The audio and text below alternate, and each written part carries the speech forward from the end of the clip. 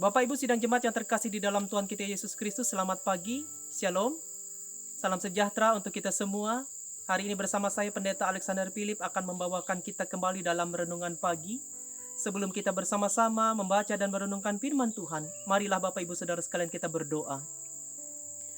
Bapa kami yang di sorga, yang kami sembah di dalam nama Yesus Kristus, saat ini kami datang ke hadirat-Mu yang kudus. Terima kasih buat kasih setia yang Tuhan berikan, sehingga kami hari ini tetap diberikan dan dipercayakan kehidupan. Sebentar kami akan membaca, mendengar dan merenungkan firman-Mu.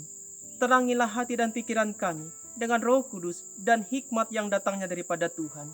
Di dalam nama Tuhan Yesus Kristus yang menjadi juru selamat kami yang hidup, kami berdoa. Haleluya. Amin. Pembacaan Alkitab untuk kita pada hari ini yaitu dari kitab Wahyu pasal 11 ayatnya yang ke-15. Wahyu pasal 11 ayatnya yang ke-15 dengan perikop sangkakala yang ke-7, nyanyian puji-pujian para tua-tua. Lalu malaikat yang ke-7 meniup sangkakalanya, dan terdengarlah suara nyaring di dalam surga katanya, pemerintahan atas dunia dipegang oleh Tuhan kita dan Dia yang diurapinya, dan Ia akan memerintah sebagai Raja sampai selama-lamanya. Bapak Ibu Saudara-saudara, tema firman Tuhan untuk kita pada hari ini yaitu dengan judul Yesus sebagai Raja selama-lamanya.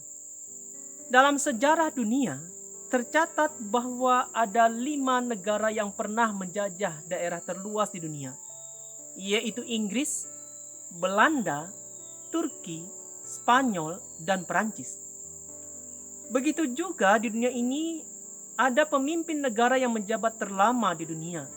Misalnya seperti Fidel Castro, yaitu Presiden Kuba, Chiang Kai-shek yang pernah menjabat presiden di Cina dan Taiwan, dan juga Muammar Gaddafi yang telah menjabat juga di negara Libya.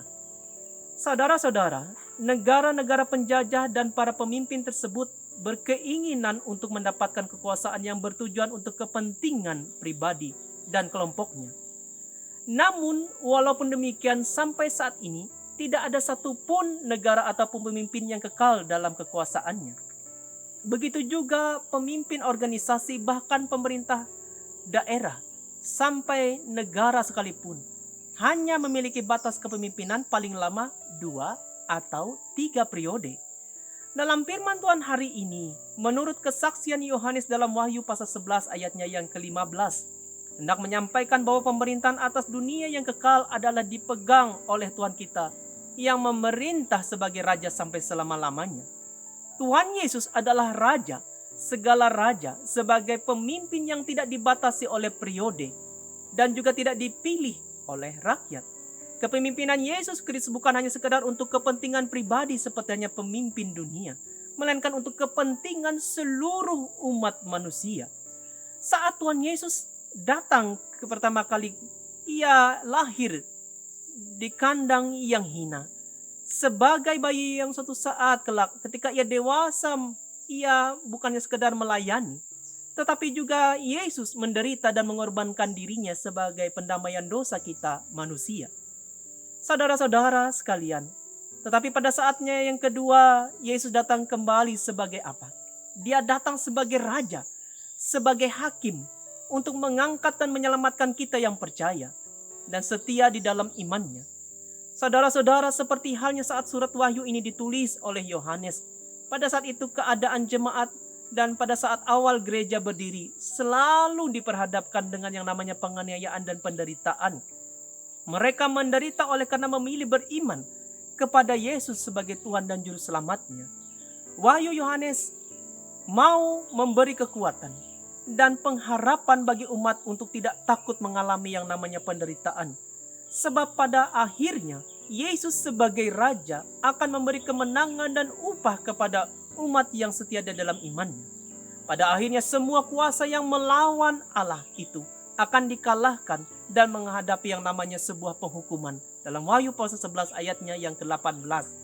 Bapak Ibu, saudara-saudara yang dikasihi Tuhan, melewati firman Tuhan hari ini mau mengingatkan dan mengajarkan kita kembali seandainya pun saat ini kita harus menghadapi berbagai macam penderitaan karena iman kita, dan juga menghadapi berbagai tantangan, pergumulan saat kita mengikut Yesus, maka ingatlah kitab Wahyu ini, bahwa di dalam kitab ini mau mengingatkan kita, jangan pernah berputus asa, jangan pernah kita lemah iman kita.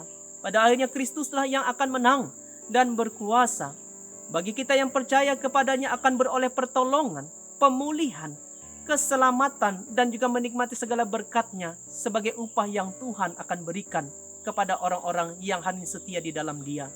Oleh sebab itu, marilah kita terus menjaga hidup kita seturut dengan firman-Nya setiap hari. Sehingga pada saat kedatangannya yang kedua nantinya, Bapak Ibu Saudara sekalian, kita bisa mempersembahkan, menunjukkan hidup kita yang kudus dan berkenan kepadanya. Biarlah hari ini saudara-saudara sekalian, itulah yang tentunya menjadi tugas kita. Sehingga pada saatnya nanti Allah akan memberikan upah yang besar dan kehidupan yang berbahagia, yaitu masuk dalam kerajaan sorga bersama-sama dengan Dia. Tuhan kiranya memberkati kita dan menguatkan iman kita. Tetaplah setia di dalam Tuhan, maka Tuhan akan senantiasa menjaga, memberkati kehidupan kita semua. Tuhan Yesus memberkati kita melewati firman-Nya. Amin. Mari kita berdoa. Segala puji dan syukur bagi-Mu Tuhan. Kami mengucap syukur buat segala kebaikan dan berkat-Mu yang senantiasa Engkau limpahkan bagi kami hari ini. Kami tahu bahwa setiap hari baru adalah bukti kasih-Mu. Dan terima kasih Tuhan atas firman-Mu yang telah menguatkan kami hari ini. Tentunya kami percaya bahwa Yesus Kristus adalah Tuhan dan Juru Selamat kami, dan Raja atas segala raja, yang akan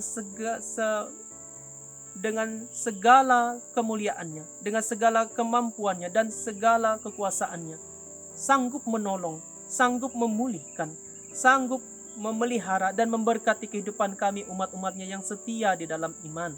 Tolonglah kami untuk menghadapi setiap perjalanan hidup kami.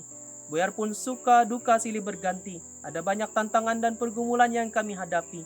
Kami percaya Allah adalah Allah yang peduli, yang senantiasa peduli akan kehidupan umat-Nya. Terima kasih Tuhan, biarlah kami tetap setia di dalam Engkau. Dan kami percaya upah yang besar akan menanti setiap orang yang hadir tetap setia di dalam Dia. Terlebih lagi, orang tersebut suatu saat kelak akan dijanjikan Tuhan masuk dalam kerajaan sorga bersama-sama dengan Dia. Itulah kerinduan kami semua hari ini. Saat ini kami hendak memulai segala aktivitas kami, baik itu kami yang melaksanakan kegiatan sekolah, tugas, pekerjaan maupun pelayanan, serta kegiatan lainnya. Kami memohon penyertaan-Mu, kuasa karunia Roh Kudus, hikmat dan kebijaksanaan daripada Tuhan untuk menyertai segala yang kami kerjakan di sepanjang hari ini.